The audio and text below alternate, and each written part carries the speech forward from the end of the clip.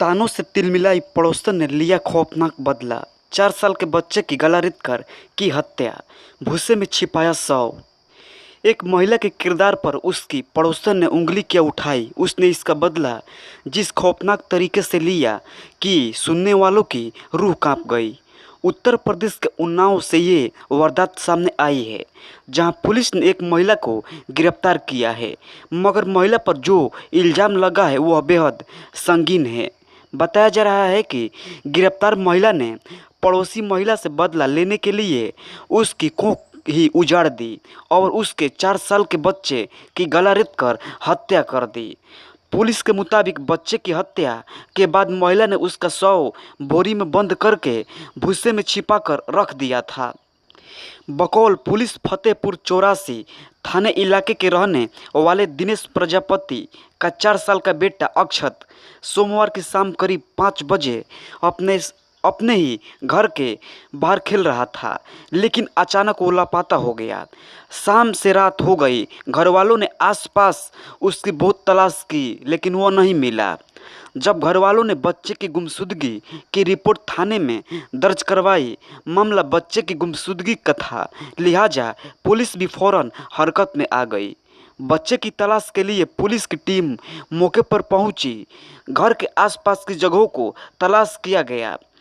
Police की team ने आसपास के तमाम तालाब और नालों को भी खंगाला, लेकिन बच्चे का कहीं कोई पता नहीं मिला।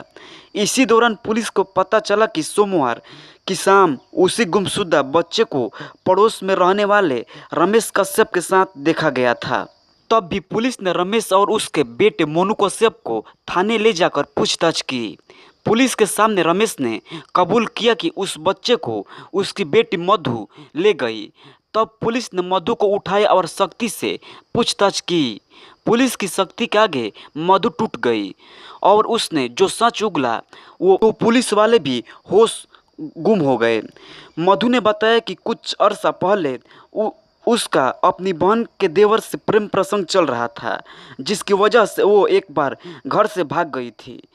इसी बात को लेकर मधु के घर वापस लौटने के बाद भी पड़ोस में रहने वाली उस बच्चे की मां यानी पूनम उसे ताना मारा करती थी और उसके किरदारों को लेकर मजाक उड़ाया करती थी। पूनम का वो मजाक मधु को बर्दाश्त नहीं होता था, लिहाजा मधु ने पूनम को सबक सिखाने के लिए एक खौफनाक फैसला किया और उसके इकलौते बेटे की हत्या की योजना बनाई। फिर बच्चे को बहाने से अपने पास बुला लिया। इसके बाद चाकू से गर्दन पर वार कर उसकी हत्या कर दी और शव को बोरी में भरकर पड़ोसी सुरेश प्रजापति के तलबे में भूसे में दबा दिया। पुलिस के मुताबिक मारते समय बच्चा आवाज़ न कर सके, इसके लिए उसने पहले उसके मुंह में कपड़ा ठूस दिया, बाद में गर्दन के पीछे की ओर से चाकू से वार कर मौत के घाट उतार दिया। हत्या करने के बाद चाकू वहीं पीछे की ओर फेंका। इसके बाद चुपचाप वहां से निकल गई। बताते हैं कि बच्चा महिला को बुआ बुलाता था, इसलिए वह मधु को बुलाने पर उसके साथ चला गया। मधु के बयान और इकरार ए जुर्म के बाद पुलिस ने मासूम का शव बरामद कर लिया है।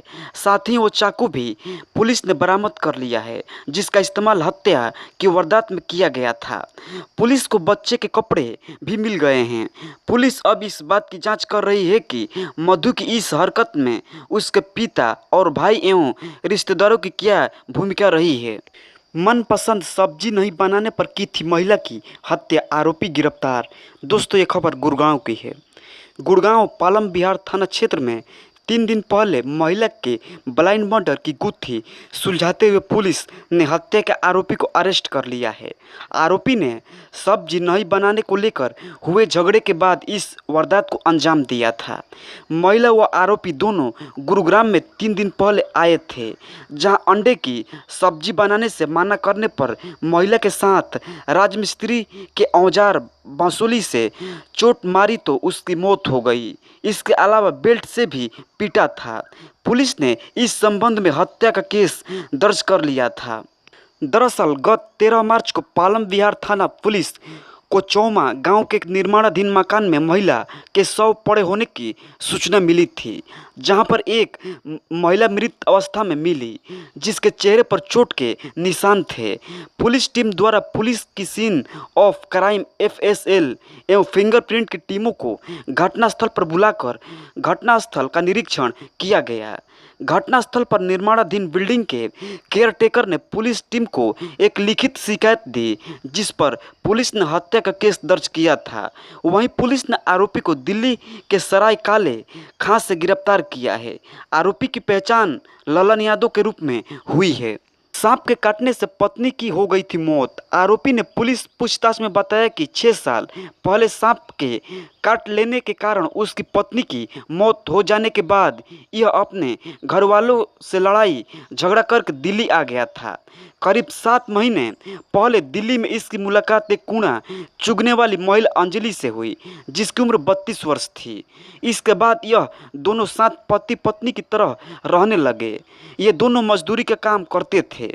गत 10 मार्च को आरोपी एवं अंजलि मृतका दिल्ली से गुरुग्राम आए थे, जहां चौमा गांव के एक व्यक्ति के निर्माणाधीन मकान में मजदूरी करने लगे। गत 12 मार्च की रात को आरोपी ललन ने शराब पी और अंजलि से अंडों की सब्जी बनाने के लिए कहा, लेकिन अंजलि ने अंडों की सब्जी बनाने से मना कर दिया। इसी बात पर झगड़ा इतना बढ़ा कि उसने बांसुली एवं बेल्ट से पीट पीट कर उसकी हत्या कर दी। डॉक्टर ने बेटे की चाहत में फूल सी बच्ची की हत्या कर दी। तंत्र मंत्र का माया जाल और बच्ची के कत्ल की अजीब कहानी। दोस्तों, ये खबर आजमगढ़ की है। आजमगढ़ जिले की पुलिस बच्चा चोरी के एक मामले की जांच कर रही थी। जांच जैसे जैसे आगे बढ़ती जा रही थी, पुलिस अफसर भी चकराते जा रहे थे। दरअसल आजमगढ़ जिला महिला चिकित्सालय से एक शख्स ने बच्ची चोरी की थी। पुलिस ने इस मामले में पीड़ित पक्ष की तहरीर पर मुकदमा दर्ज कर जांच शुरू की थी। पुलिस ने जांच में पाया कि रौना पार के बेदपुर की रहने वाली संगीता, कंधरापुर की सूरज कुमार उर्फ पप्पू एवं जियनपुर का मनोज राम उर्फ बच्चा चोरी ही नहीं बल्कि बच्ची के कत्ल के मामले में भी शामिल था। पुलिस की पूछताछ में पता चला है कि सरोजा नाम की महिला का सूरज कुमार के साथ अवैध संबंध था। सूरज कुमार को एनआईए स्पोर्ट कोच की पढ़ाई के लिए 3 लाख रुपए की जरूरत थी। पवई ब्लॉक सरकारी अस्पताल में काम करने वाली सरोजा की बहन संगीता ने पैसे कमाने का एक आइडिया दिया। आइडिया ये कि तंत्र मंत्र के जरिए किसी भी लड़की को लड़का बनाने का झांसा देकर पैसे ऐंठे जा सकते हैं। वो जानते थे कि अस्पताल में बहुत से माता पिता बेटे की चाहत रखते हैं, उन्हें ठगा जा सकता है। तीनों की तिगड़ी ने अब बच्चे के जेंडर को तंत्र मंत्र के जरिए बदलने की साजिश रची। संगीता ने सबसे पहला शिकार एक डॉक्टर को बनाया। डॉक्टर मनोज राम ब्लॉक के अस्पताल में तैनात है। वो आंखों के डॉक्टर हैं। डॉक्टर मनोज की पत्नी रेणु देवी को 2 बेटियां थीं। उनको तीसरा बच्चा होने वाला था। संगीता ने मनोज को झांसा दिया कि वो उनकी पत्नी के पेट में पल रही बेटी को तंत्र मंत्र से बेटा बना सकती है। तंत्र मंत्र से लड़का बनाने की बात सुनकर मनोज तैयार हो गया।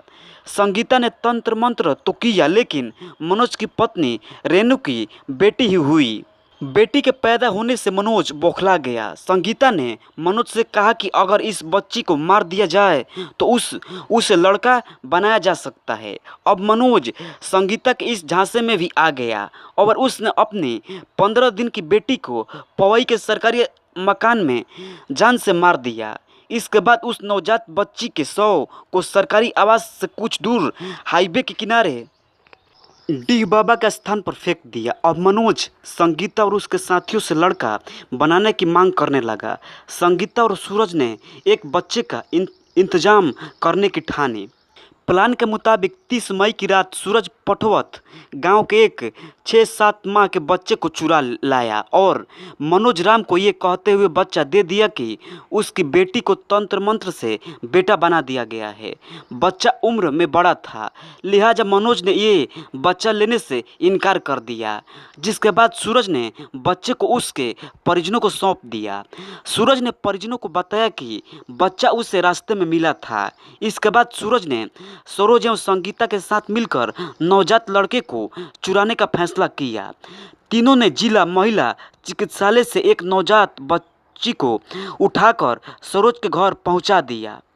मनोज को फिर से बताया गया कि उसकी बच्ची को तंत्र मंत्र से जिंदा करा दिया गया है। मनोज राम एवं उसकी पत्नी रेणु देवी ने बच्ची को देखा तो दूसरे की बच्ची लेने से मना कर दिया।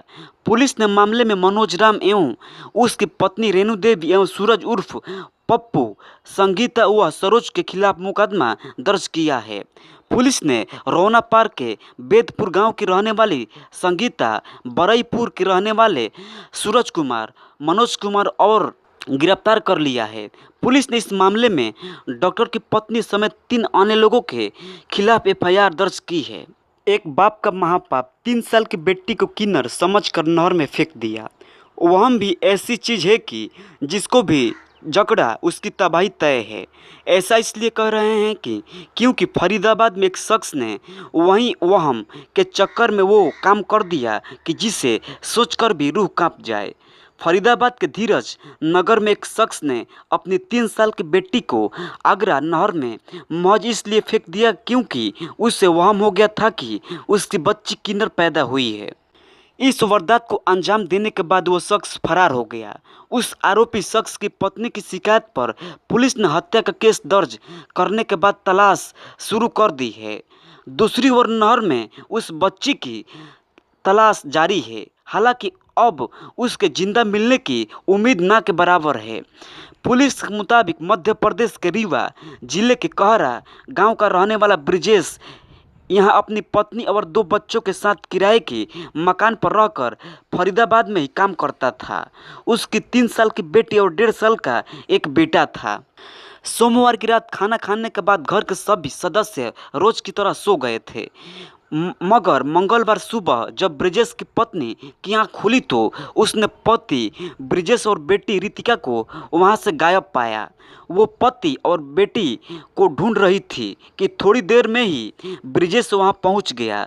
जब उसकी पत्नी ने उससे रितिका के बारे में पूछा तो उसने बताया कि रितिका को उसने आगरा नहर में फेंककर उसकी जान ले ली है।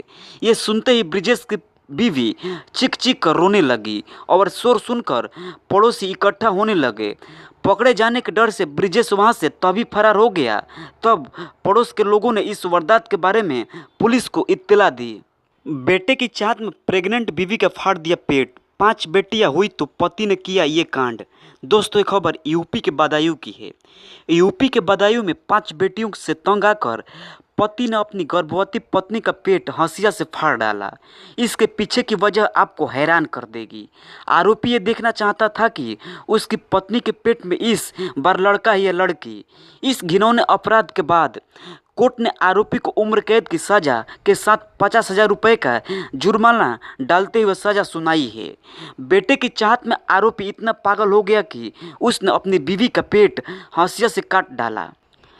महिला के भाई ने 2020 में मामला दर्ज कराया था कि उसकी बहन अनीता की शादी पन्नालाल के साथ हुई थी और शादी के बाद दोनों की 5 बेटियां हुई। इस कारण उसका पति पन्नालाल लगातार उसे प्रताड़ित करता था। वो दूसरी शादी करने की भी धमकी अनीता को देता था। घटना के समय अनीता 8 माह प्रेग्नेंट थी। इस दौरान पन्नालाल घर आया और अनीता से झगड़ा करने लगा। इसके बाद वो बोलने लगा कि तुम सिर्फ लड़कियां ही पैदा करती हो, इस बार तेरा पेट फाड़ कर देखूंगा कि इसमें लड़का है या लड़की। इसके बाद पन्नालाल ने अनीता का पेट हंसिया से फाड़ दिया, जिसके बाद 8 महीने के शिशु का गर्भपात हो गया। बाद में पता चला कि वो बच्चा लड़का ही था। गंभीर हालत में अनीता को बरेली के अस्पताल में एडमिट करवाया गया। इसके बाद परिजनों ने पन्नालाल के खिलाफ मामला दर्ज कराया। जज ने पन्नालाल को आजीवन कारावास की सजा सुनाई। उस पर 50,000 रुपये का जुर्माना भी डाला गया। जुर्माना न देने की वजह से उसे 6 महीने की जेल और भुगतनी होगी। इस मामले में गवाहों के बयान दर्ज किए गए। घायल महिला का इलाज करने वाले डॉक्टर की भी गवाही हुई। दोनों पक्षों की बहस सुनने पर सबूतों को देखते हुए कोर्ट ने पन्नालाल को दोषी पाते हुए उम्र कैद और 50,000 रुपये का जुर्माना की सज़ा सुनाई है। जुर्माना जमा न करने पर उसे 6 महीने की जेल और भुगतनी होगी। थाने में ही पिट गए इंस्पेक्टर साहब। महिला सिपाही ने आंख में झोंकी मिर्ची, मारा डंडा, वजह निकली बस इतनी। बड़े बुजुर्ग कहा करते हैं कि कभी भी दो औरतों के झगड़े के बीच अपनी टांग नहीं अड़ानी चाहिए। झगड़ा निपटता नहीं, टांग टूटती है सो अलग है। ये कहावत शायद रामपुर के पुलिस अफसर ने नहीं सुनी थी। बस दो महिला सिपाहियों के झगड़े में घुस गए। हालांकि पुलिस अफसर की नीयत तो अच्छी थी, मगर किस्मत उतनी अच्छी नहीं थी। लिहाजा थानेदार साहब की अच्छी खासी गत बन गई और फजीयत सो हुई वो अलग। रामपुर जिले के खजुरिया थाने का किस्सा अब रामपुर के साथ साथ पूरे सूबे की जुबान पर है। खबर ये है कि महिला सिपाही ने थाने में घुसकर पहले थानेदार की आंखों में मिर्ची झोंकी और फिर डंडे से उसकी पिटाई कर दी। कसूर सिर्फ इतना था कि उस महिला सिपाही का किसी दूसरी महिला के साथ चल रहे झगड़े को थानेदार खुद ही सुलझाना चाहता था, मगर उल्टे बांस बरेली पड़ गए। असल में बात महिला सिपाही की स्कूटी से शुरू हुई थी और जा पहुंची सरकारी अस्पताल तक। किस्सा कुछ यूँ है कि रामपुर जिले के खजुरिया थाने में तैनात महिला सिपाही आरजू की स्कूटी उसकी साथी अमृता भूषण मांग कर ले गई, लेकिन रास्ते में उसका एक्सीडेंट हो गया और स्कूटी पूरी तरीके से टूट फूट गई। इस पर सिपाही आरजू बुरी तरह से भड़क गई और उससे नई स्कूटी की मांग रख दी। बस इसी बात को लेकर दोनों महिलाओं में वापस में बुरी तरह से ठन गई। ये बात करीब 5-6 दिन पहले हुई थी, लेकिन इन 5-6 दिनों के दौरान सिपाही आरजू अपने स्कूटी को लेकर ताने कसने लगी और तगादे करने लगी और इसी वजह से दोनों थाने में ही वर्दी का लिहाज किए बगैर ही वापस में उलझने भी लगी।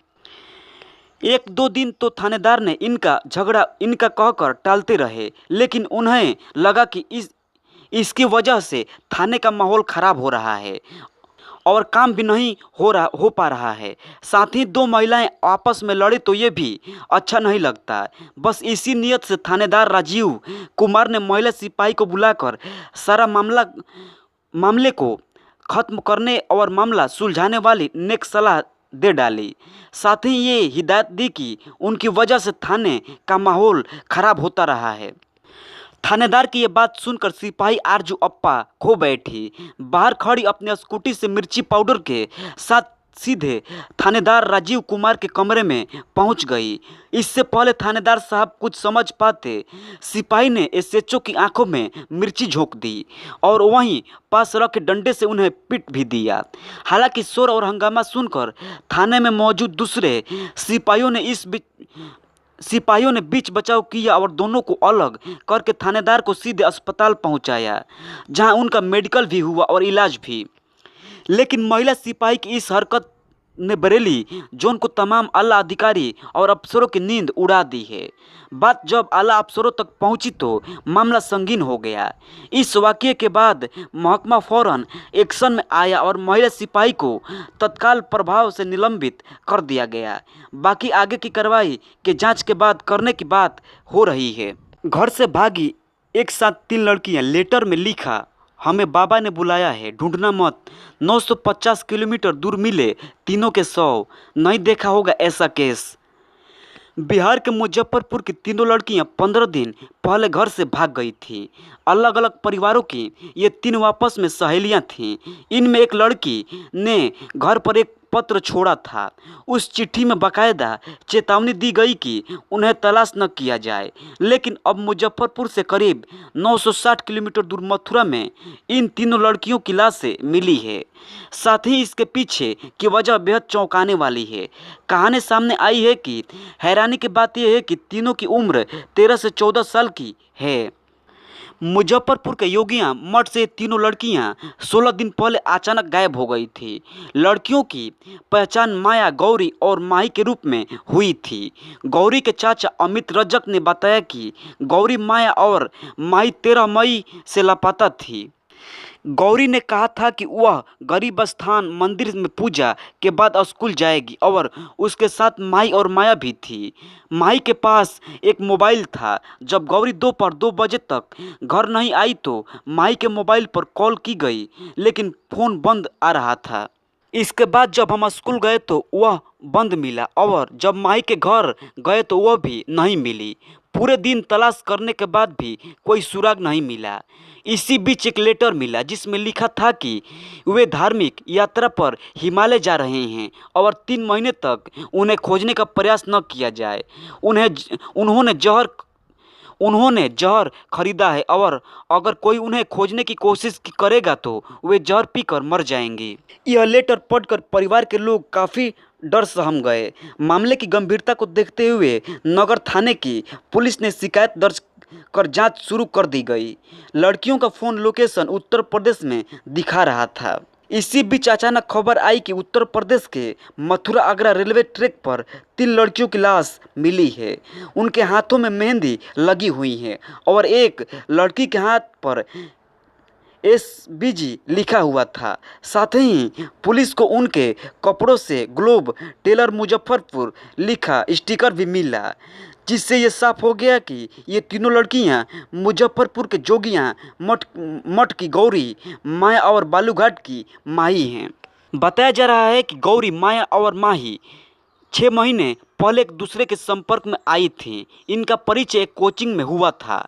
माई पहले बोचहा स्थित स्वामीनारायण सत्संग विहार जाती थी। माई के संपर्क में आने के बाद गौरी और माया भी भगवान कृष्ण की पूजा करने लगी और मांसाहारी भोजन करना छोड़ दिया। गौरी और माया ने अपने परिवार वालों से भी मांसाहारी भोजन बंद करने को कहना शुरू कर दिया। हादसा करने वाली मालगाड़ी के ड्राइवर ने बात की गई। उसने बताया कि तीनों हाथ जोड़कर पटरी पर चल रही थी और अचानक पटरी पर आ गई। ट्रेन की रफ्तार बहुत ज़्यादा थी, इसलिए उसकी चपेट में आ गई और उनकी मौत हो गई। सिटी एसपी ने कहा कि उन्होंने कहा कि यह साफ हो गया कि तीनों की हत्या नहीं हुई है, यह आत्महत्या का मामला है। पुलिस ने ट्रेन के ड्राइवर और गार्ड से बात की और तीनों के शवों को DNA टेस्ट करवाया जाएगा। बकरी चोरी कर खरीदा 20 लाख की SUV। अजब चोरों की गजब कहानी। दोस्तों, ये खबर बस्ती की है। बस्ती जिले के हरया थाने की पुलिस पिछले कई दिनों से चोरों के गैंग को पकड़ने पर माथापच्ची कर रही थी। वजह थी इलाके में पिछले कुछ महीनों से हजारों बकरियों की गुमशुदगी। बकरियां रातों रात गायब हो रही थी, मगर चोर अपने पीछे कोई सुराग नहीं छोड़ रहा था। मुखबिरों के जरिए मालूम करने पर भी इलाके में कोई संदिग्ध नजर नहीं आया। आखिरकार 28 अप्रैल की देर रात पुलिस को सूचना मिली कि चोरों का एक गैंग सेंधमारी कर एक घर में चोरी करने की फिराक में है। इत्तेफाक से पुलिस फौरन मौके पर पहुंच गई और चोर को गिरफ्तार कर लिया। हालांकि रात के अंधेरे का फायदा उठाकर उसके साथी मौके से फरार हो गए। पकड़े गए आरोपी से पुलिस ने सख्ती से पूछताछ की। इसके बाद चोरों ने पुलिस को जो बातें बताईं वो सुनकर पुलिस वाले भी हैरत में पड़ गए। दरअसल रंगे हाथ पकड़ा गया चोर एक SUV गाड़ी में आया था। जब पुलिस ने उस महिंद्रा स्कॉर्पियो गाड़ी को खोला तो उसमें एक के बाद एक ठूस कर भरी गई 8 बकरियां निकली। मालूम हुआ कि चोरों का ये गैंग घरों में सेंधमारी कर कीमती सामान नहीं चुराता, बल्कि उन घरों को निशाने पर रखता है जहां बकरियां पाली जाती हैं। उस रात भी पकड़े जाने के पहले हरया थाने के रेवरादास गांव से ये चोर 8 बकरियां चुरा चुके थे। आगे की तफ्तीश में साफ हो गया कि SUV गाड़ी से बकरियां चोरी करने वाले गैंग देश का अपनी तरह का सबसे अनोखा गैंग था। इस गैंग ने पिछले कुछ महीनों में 2000 से ज़्यादा बकरियां चुराई थी, जिनकी कीमत 20 लाख रुपए से ऊपर थी। एक ही रात में कई चक्कर लगाकर ये गैंग दर्जनों बकरियां चुराता था और फिर बाजार में बेचकर बहुत मुनाफा कमाता था। बहरहाल SUV से बकरियां चुराने वाले गैंग का सरगना एनुअल को गिरफ्तार कर लिया गया है। अब पुलिस को उसके बाकी साथियों की तलाश है। पूछताछ में एनुअल ने कबूल किया कि उसका गैंग दिन में गांव में जाकर रेकी करते थे और रात के अंधेरे में स्कॉर्पियो गाड़ी से बकरियां चोरी कर लेते थे। चूंकि बड़ी गाड़ी देखकर उन पर बकरियां चोरी का शौक किसी को नहीं हुआ, इसलिए सिलसिला महीनों तक चलता रहा और पुलिस हाथ मलती रह गई।